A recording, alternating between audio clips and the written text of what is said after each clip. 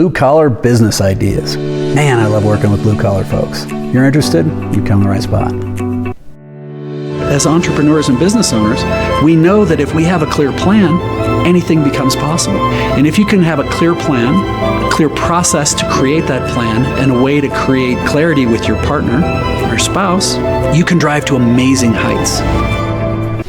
All right, so if you're blue collar and you're thinking, you know what, I'd like to start a business, but I'm really not sure what fits for me.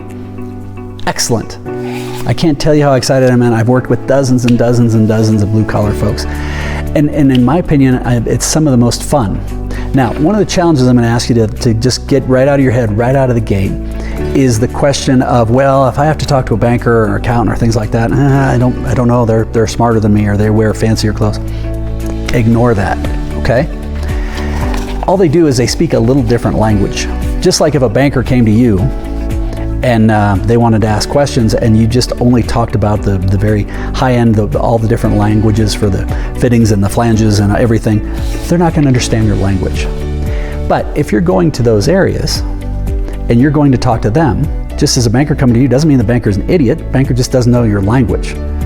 One of the things you're going to have to start doing when you start talking to people is making sure that you ask their language. Meaning when they use words that you don't understand, the most confident and the most intelligent thing you say, I don't understand that word, can you help me understand that? Be curious.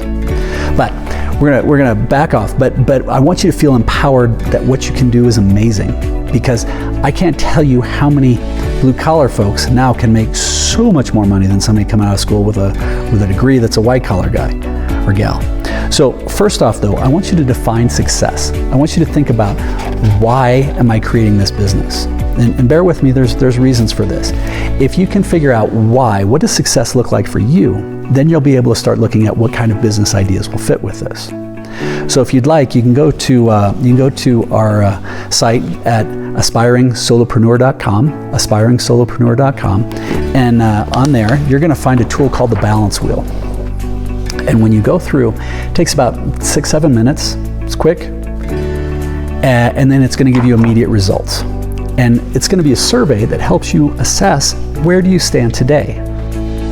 And once you understand where it stands today, on a holistic level, this is going to be around your relationships, your health, your professional, and then also your resources. It'll help you define where you are and celebrate the positives. But then think about, okay, a year from now, I have my own business. What would amazing look like for these areas? So what I mean by that is if it's only about the money, well, maybe it is, maybe it isn't. But maybe you've got kids and you want to make sure you go to the piano recitals or soccer games or whatever it is, and you want to have that flexibility. So, well, actually maybe time is more important than money. Or maybe you like to have the flexibility and the different components around those things. I said, yeah, you know, I like doing this stuff. I like being able to do this. I like to take season off, go hunting, or, you know, I like to do my bowling, whatever it is. But figure out what are the components that matter there. This is going to help you when you start looking at what type of work you want to do. Because there's like, no, it's only about money and I'm looking to travel and I'm single and footloose and fancy free. Cool. Then maybe you could end up being a contract traveler for somebody in a blue collar way. Or maybe it's like, you know, I really don't like the environment I live in at all, and I want to move someplace else. And you have that ability. I'll tell you what, from a blue collar perspective, I live in Colorado at about 10,000 feet, roughly 30 miles away from Vail, Aspen, and Breckenridge, right in the middle of all three of them. And if you got skills and you show up and you aren't a drunk and you still have your teeth, I mean, I'm just teasing, but it's amazing how, holy smokes, you can make some bank here. My neighbor across the street's a trim carpenter, and I think he bills at around $1,200 a day as a trim carpenter. So that helps him to define, okay, I'd like this, but I also would like to be in an environment where I can maybe do some hiking or maybe do some hunting or whatever those pieces are. But start with this tool. This is going to help you narrow down your ideas. So the next thing then is I'm going to ask you to go through and list out, what are the areas you're currently an expert? What are the areas you're really strong in? And with it, if there are areas in there that's like, not so strong, but my gut tells me I should be, maybe I need to take a course on how to do bookkeeping or accounting, or maybe I need some of these other pieces. List those in there and then say, what are the areas that I need to improve? this will help you start figuring out, well, okay, maybe those are some areas, and am I willing to do it? Now, the next thing is to list out areas that you have of interest. If you're a big fisherman and you want to work, then hey, maybe you can find out, where can I live in Florida that's on the coast that I can go out and fish a couple times a day, a couple times a week, and still do whatever I'm trying to do. But again, this is where, how can we integrate the combination?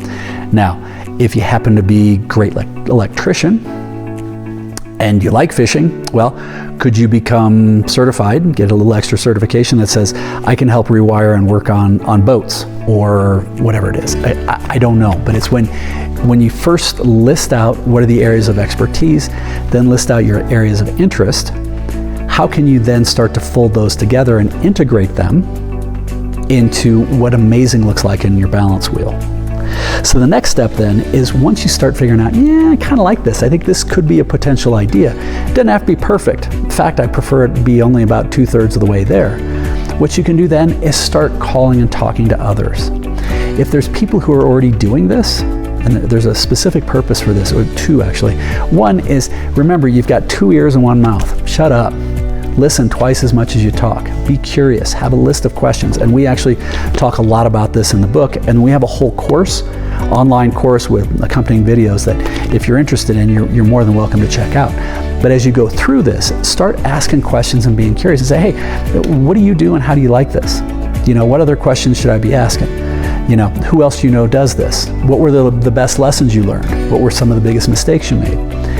And when you find the right people, they will help you all day long. And if somebody says, no, I don't have time, kid, okay, let it go. But also, if you're thinking of a specific area, you may even say, hey, do you have any overflow work? Do you have work that you don't like doing? My wife transitioned to becoming a couples and family counselor from being an accountant. I know it's the natural path all accountants take. But she was able to sit on a regional board, and she got to know a lot of people, and she doesn't want to do anything with addiction, drugs, or alcohol, and she doesn't work well with young kids. So she refers all of those people out, but in return, those people refer all the couples to her. It's worked out incredibly well. But you may actually find somebody who's like, geez, dude, if you can be here, if you can be here yesterday, I'll connect you and I'll hook you up with this, and I can contract with this. You may start as a subcontractor, but it's a way that you can start building and looking at what that looks like. Once you start understanding this, you're going to narrow it in and say, okay, yeah, this is a great idea. Now, the next step then is going to be making sure that you build your business in a very healthy, protected way.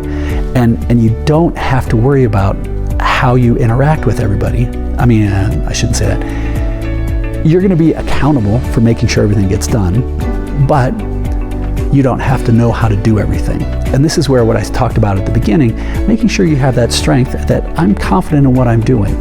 I may not know your language, but we talk about how you build an entire board of advisors at no cost that can be great with a small business accountant, a small business attorney, small business banker, small business insurance person, and even potentially a marketing person. And we do all that again at aspiringsolopreneur.com. So ideally though, when you start doing this, you start vetting these ideas. You can even lean on your accountant, your attorney. They're going to have experience if they're small business, and they may even know people that can help with those relationships. So I'm hoping you found some value in this. If you did, cool, right on. Please subscribe to this channel. Check out some of the other videos. And if you have any questions directly or you're interested in the course, please go to aspiringsolopreneur.com. Thanks, guys. Keep smiling.